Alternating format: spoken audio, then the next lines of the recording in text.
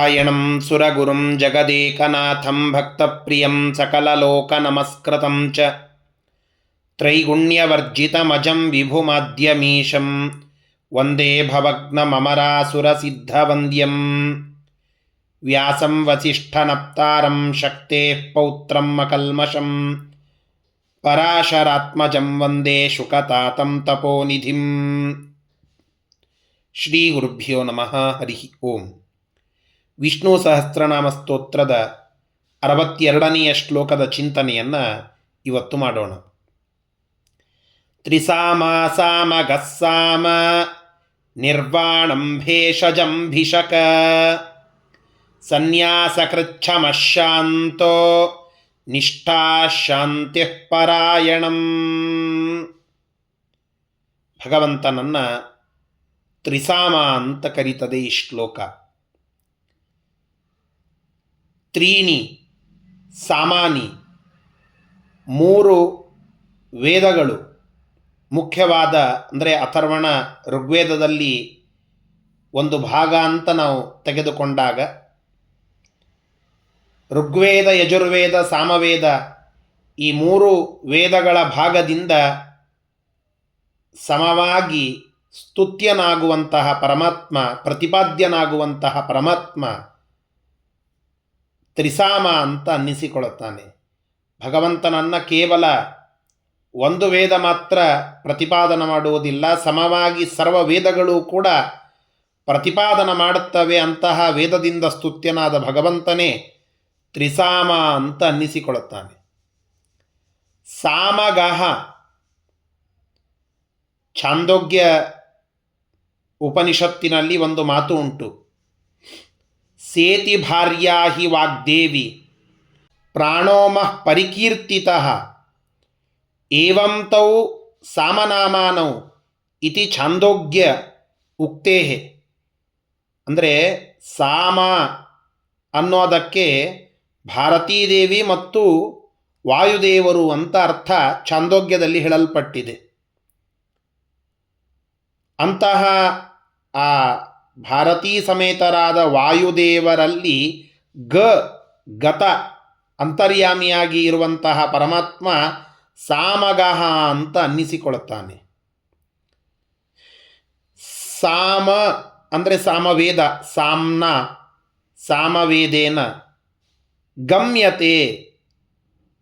ಒಬ್ಬ ವ್ಯಕ್ತಿ ಸಾಮವೇದವನ್ನು ಮಾಡಿ ಭಗವಂತನನ್ನು ಪ್ರೀತಿಪಡಿಸಿ ಅವನ ಒಲುಮೆಯನ್ನು ಪಡೆಯಬಹುದು. ಆದ್ದರಿಂದ ಸಾಮಗಾಹ, ಸಾಮವೇದದಿಂದ ಹೊಂದಲ್ಪಡುವವನು ಯಾವನೋ ಅವನು ಸಾಮಗಾಹ.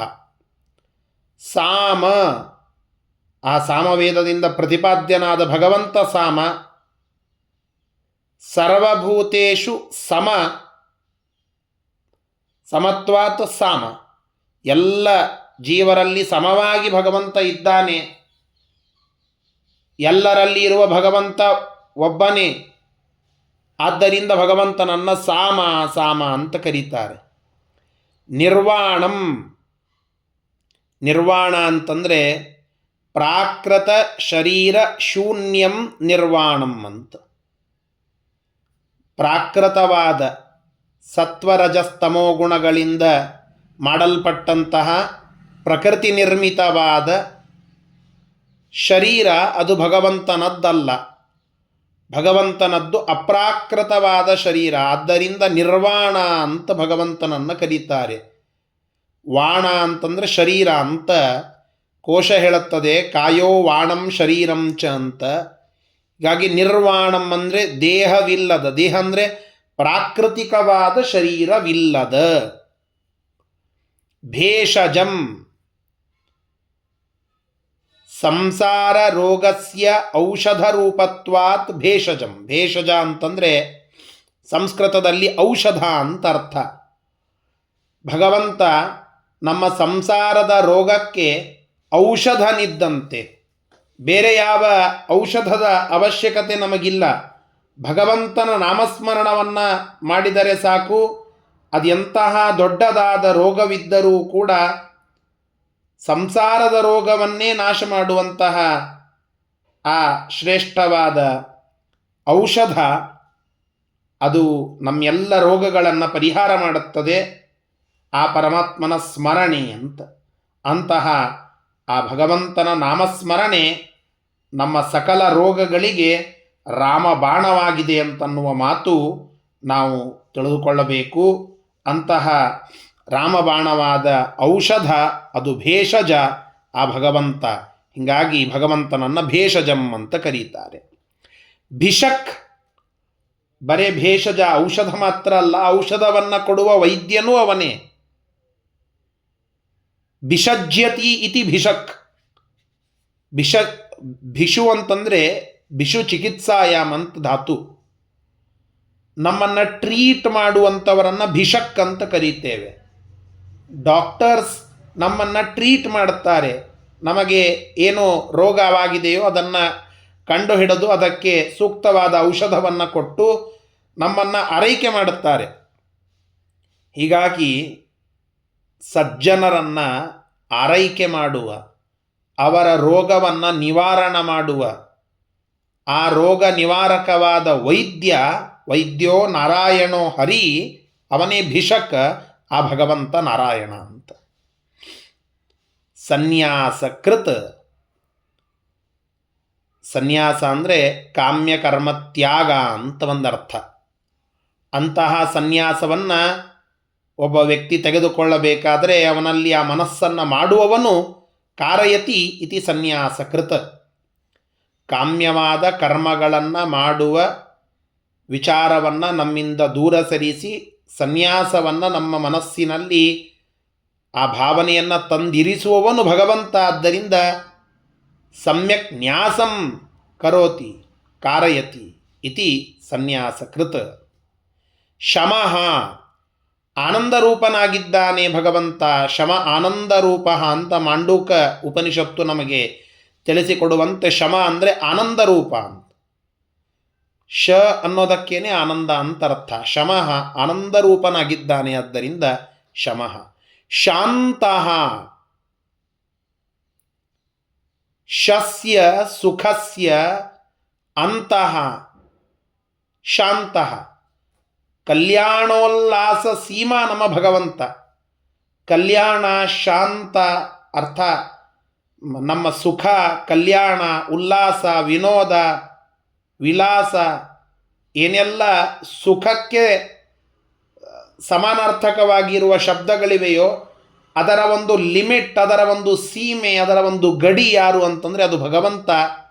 ಅವನು ಶಾಂತಃ ಅಂತ ಅನ್ನಿಸಿಕೊಳ್ಳುತ್ತಾನೆ. ಶಸ್ಯ ಅಂತಹ ಶಾಂತಃ. ದೈತ್ಯರಿಗೆ ಇರುವ ಹೆಚ್ಚಿನ ಸುಖ ಅದನ್ನು ಅಂತಹ ನಾಶ ಮಾಡಿಸ್ತಾನೆ. ಆದ್ದರಿಂದ ಭಗವಂತ ಶಾಂತಃ ಅಂತ. ನಿಷ್ಠಾ, ಭಗವಂತನನ್ನು ನಿಷ್ಠಾ ಅಂತ ಕರೀತಾರೆ. ನಿತರಾಂ ಸ್ಥಿತಿ ಯಸ್ಯ ಸಹ ನಿಷ್ಠ. ಯಾವ ಭಗವಂತ ಅನಾದಿ ಕಾಲದಿಂದ ಅನಂತ ಕಾಲದವರೆಗೆ ಇರ್ತಾನೆ, ಉಳಿದಂಥವರೆಲ್ಲರೂ ಒಂದಿಲ್ಲ ಒಂದು ಟೈಮ್ನೊಳಗೆ ಅವರ ನಾಶವಾಗ್ತದೆ ಅಥವಾ ಅವರು ಇನ್ಯಾಕ್ಟಿವ್ ಆಗ್ತಾರೆ. ಕೆಲವು ನಿತ್ಯ ಪದಾರ್ಥಗಳಿವೆ, ಅವುಗಳೆಲ್ಲ ಇನ್ಯಾಕ್ಟಿವ್ ಆಗ್ತದೆ ಒಂದು ಸಂದರ್ಭದಲ್ಲಿ, ನಾಶವಾಗಲಿಕ್ಕಿಲ್ಲ, ಇನ್ಯಾಕ್ಟಿವ್ ಆಗ್ತದೆ. ಇನ್ನು ಕೆಲವು ನಾಶವೇ ಆಗ್ತವೆ. ಹೀಗೆ ಕ್ಷರ ಅಕ್ಷರ ಇವೆಲ್ಲದಕ್ಕೂ ಒಂದು ಹಂತದಲ್ಲಿ ಇನ್ಆಕ್ಟಿವ್ ಸ್ಟೇಜ್ ಬರ್ತದೆ. ಆದರೆ ನಮ್ಮ ಭಗವಂತ ನಿತರಾಂ, ಯಾವಾಗಲೂ ನಿಂತಿದ್ದಾನೆ, ಯಾವಾಗಲೂ ಇರ್ತಾನೆ. ಆದ್ದರಿಂದ ನಿಷ್ಠಾ ಅಂತ ಅವನಿಗೆ ಹೆಸರು. ಶಾಂತಿ, ಶಾಂತಿ ನಾಮ ಸುಖೋನ್ನತೇ ಎಂಬುವ ಒಂದು ಪ್ರಮಾಣ ವಾಕ್ಯ. ಹೀಗಾಗಿ ಶಾಂತಿ ಅನ್ನೋದಕ್ಕೆ ಅತ್ಯುನ್ನತವಾದ ಸುಖವನ್ನು ಹೊಂದಿರುವವನು ಅಂತ ಅರ್ಥ. ಭಗವಂತ ಅತ್ಯುನ್ನತವಾದ ಸುಖಕ್ಕೆ ಸ್ವಾಮಿಯಾಗಿದ್ದಾನೆ. ಆದ್ದರಿಂದ ಶಾಂತಿ ಭಗವಂತ ನಾರಾಯಣ ಅಂತ.